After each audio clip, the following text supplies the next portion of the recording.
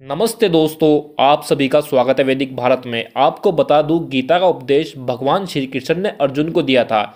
जब महाभारत के युद्ध में अर्जुन ने युद्ध लड़ने से मना कर दिया था, तभी भगवान श्री कृष्ण ने उपदेश दिया था गीता का। गीता को आपको भी पढ़ना चाहिए। गीता को पढ़कर कर्म करने का ज्ञान मिलता है। लाखों युवा गीता पढ़कर बहुत बड़े बड़े कार्य देश व धर्म के लिए कर चुके हैं। आज आपको बताएंगे भगवान श्री कृष्ण ने गीता में काम वासना को जीतने का क्या उपाय बताया है।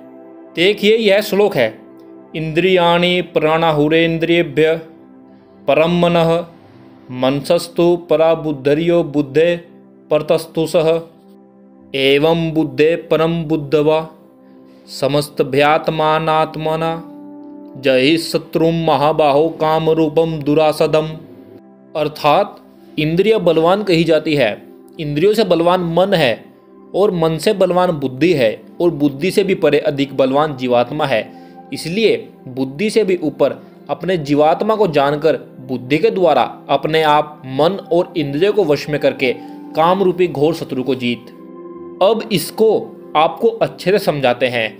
इंद्रियां कहते हैं जिससे हम कार्य करते हैं, यह हमारा शरीर, यह बलवान होती है, इसी का सुख भोगते हैं हम। इंद्रियों से बलवान मन होता है। मन हमेशा हमें गलत कार्यों के लिए तुरंत राजी या तैयार हो जाता है। मन से बलवान बुद्धि होती है। बुद्धि हमें सही गलत का निर्णय देती है और बुद्धि से भी बलवान जीवात्मा होता है, जो हमारे शरीर के द्वारा यह कार्य करता है। इसलिए हे नौजवान, इस जीवात्मा या आत्मा की आवाज़ सुन। जब भी आप कोई गलत कार्य करते हैं, किसी के साथ बुरा करना चाहते हैं, हमारे अंदर भय शंका उत्पन्न होती है। मत कर, लेकिन हम इसकी सुनते नहीं।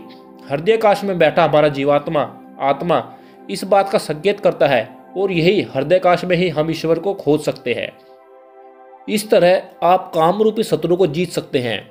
अब कुछ युवा प्रश्न करेंगे कि जब हमारे शरीर के अंदर काम वासना अधिक आ जाती है, फिर हमें किसी की सुनाई नहीं आती। भाइयों, सुनाई तो सबको आती है, पर आप काम वासना को काबू नहीं कर पाते, जिससे आप अपने होश खो बैठते हो और गलत कार्य कर बैठते हो। ऐसा क्या करें कि यह जीवात्मा की आवाज़ हमें थोड़ी थोड़ी देर बाद आती रहे, जिससे हम गलत कामों में ना फंसे। फर्स्ट नंबर पर है, आप ध्यान करो। सुबह व शाम कम से कम 10 मिनट तो करो ही करो। बाकी आपके पास जितना समय हो आप उतनी ज़्यादा देर कर सकते हो। सेकंड नंबर पर है, ईश्वर की शक्ति का चिंतन मनन करो। इतना बड़ा ब्रह्मांड कैसे बनाया, हमारा शरीर इतना सुंदर कैसे बनाया, इस सब का चिंतन मनन अपने अंदर करो। तभी आप ईश्वर की शक्ति को पहचान पाओगे और ईश्वर को पहचान पाओगे। थर्ड नंबर पर है, अपनी दिनचर्या व्यवस्थित करो। जब आप अपना कार्य नियमित समय पर करोगे तो फिर आपको गलत कार्य करने की फुर्सत नहीं मिलेगी। फिर एक दिन ऐसा आएगा जब आप काम वासना को जीत लोगे। लेकिन यह इतना आसान नहीं है और इतनी जल्दी होने वाला भी नहीं है। आपको रोज 1 साल तक ध्यान करना होगा। उस बीच पोर्न वीडियो नहीं देखना, वीर्य का नाश बिल्कुल नहीं होने देना। शोभन दोष 1-2 बार हो जाए, उससे ज़्यादा भी 5 से 10 बार हो जाए, बिल्कुल भी चिंता मत करना। बस रोज ध्यान करते हुए निराश मत होना, थोड़ा धैर्य रखना, क्योंकि दोस्तों धैर्य रखना बहुत ज़्यादा जरूरी है। आप ध्यान करते रहना निरंतर, क्योंकि अभी हमारे शरीर के अंदर अधिक काम वासना है। इसको ख़त्म होने में थोड़ा तो समय लगेगा, एकदम तो ख़त्म नहीं हो सकती। जब आपने कई साल काम वासना को जगाया है तो ख़त्म करने में क्या 1 साल ज़्यादा है? नहीं, बिल्कुल नहीं। ये तो बहुत ही कम समय है और आपकी बिल्कुल काम वासना ख़त्म हो जाएगी। काम वासना ऐसी चीज़ है, जब आती है तो हमारी बुद्धि और मन को धुंधला कर देती है, जिससे हमें काम वासना के अलावा कुछ दिखाई नहीं देता। हम अंधे हो जाते हैं बिल्कुल, उसके अलावा हमें कुछ दिखाई नहीं देता कि कौन कहाँ क्या है। साथ ही यह कहा जाता है कि अग्नि जब जलती है तो इसके जलने से अधिक गर्मी उत्पन्न होती है और अधिक वस्तुओं को जलाती है।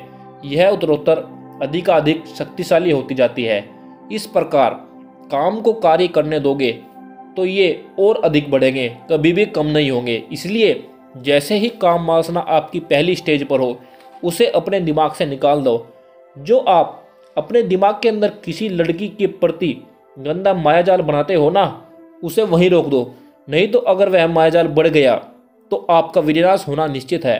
हस्तमैथुन के द्वारा, संभोग के द्वारा या फिर रात को स्वप्न दोष। इसलिए अपनी मानसिकता को बदलो, गलत विचारों को बदलो, गलत सोच को बदलो, किसी लड़की को देखने का नजरिया बदलो, तभी आप काम वासना को दबा पाओगे, नहीं तो ऐसे ही बर्बाद होते रहोगे।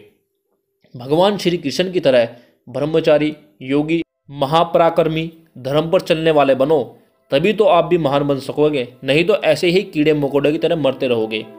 अंत में आपसे यही कहेंगे, अपनी जीवात्मा की आवाज़ सुनो जो आपको सही राह दिखाएगी, और उसको सही राह पर चलाने के लिए ध्यान करो।